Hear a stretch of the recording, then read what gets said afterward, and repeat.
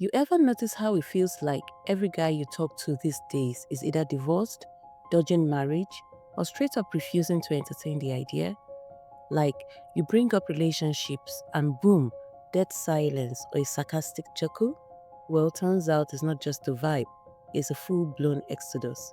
70% of men are walking away from marriage in 2025. Not drifting, not delaying, they are walking. Stick around, because in this video, I am breaking it all down. Real stats, real stories, real reasons why more and more men are quietly stepping off the relationship hamster wheel and building lives on their own terms.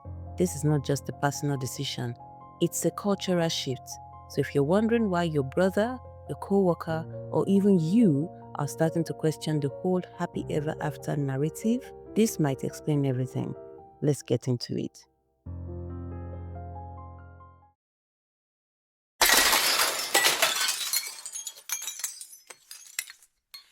Let's not waste time sugarcoating. Here's what the stats are screaming. In 2025, according to Pew Research and Statista, over 70% of American men aged 25 to 45 are either avoiding marriage or have zero plans to marry. Just 20 years ago, that number was under 45%. That is a near minus 30% drop. In Japan, the term herbivore men exploded, describing men who avoid romantic relationships entirely.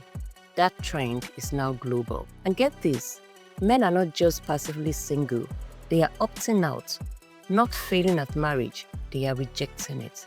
So what's really going on? You do know that in modern marriage, women are the ones pulling the plug more often than not. And we're not talking slight odds.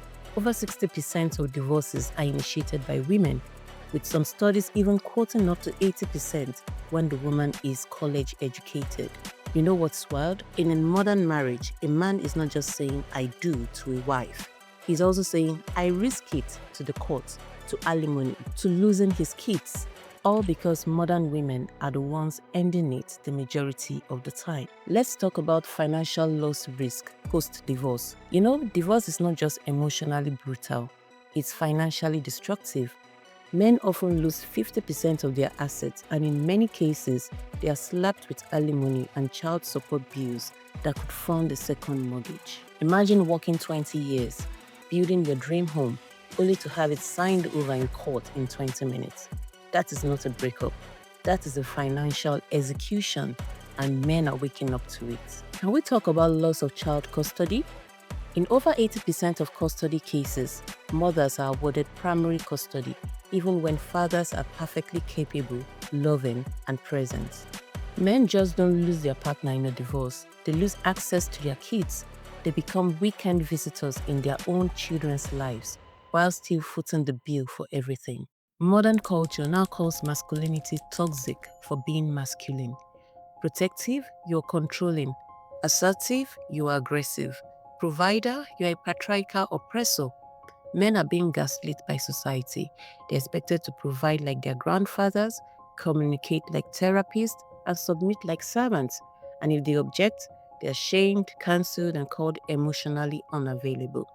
Men are thinking, if being masculine gets me mocked, hated, and rejected, why would I sign up for a system that punishes me for being me?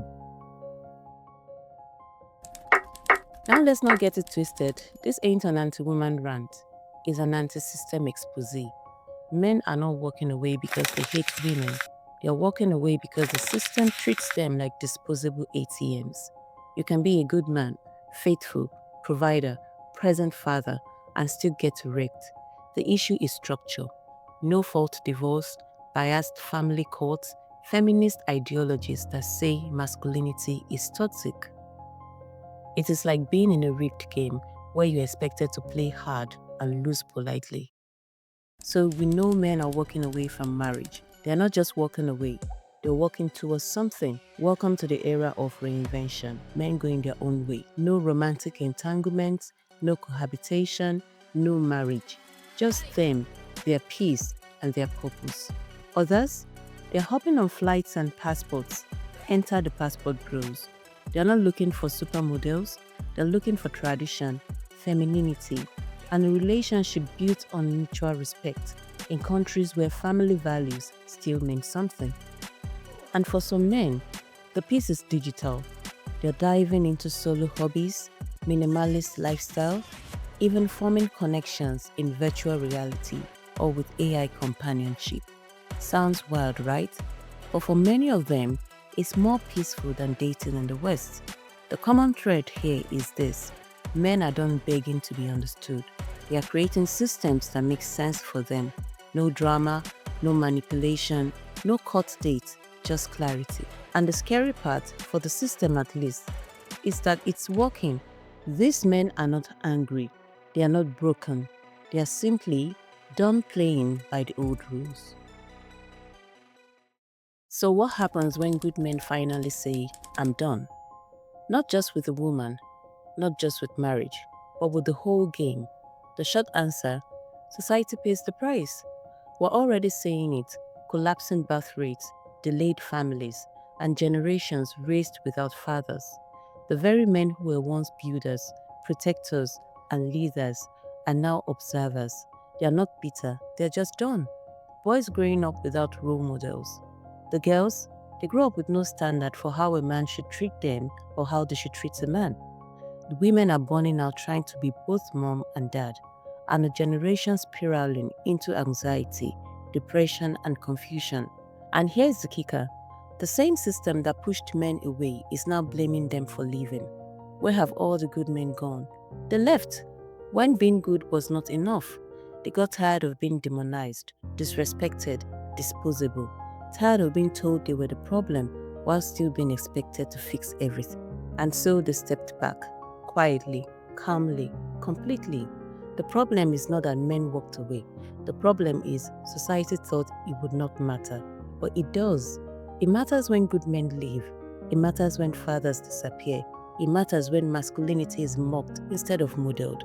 Because a culture that loses its men doesn't get stronger, it crumbles. And what is left behind? Broken homes, lonely hearts, and a future that no longer looks like one. So, 70% of men are out, not because they are afraid, not because they hate women, but because they have seen the game, they played fair, and got burned. If society wants men back at the table, it is time to stop gaslighting and start listening. And maybe, just maybe, we can fix what is broken before it is too late. Subscribe, comment your thoughts, and share this with someone who needs to hear the truth. See you in my next video.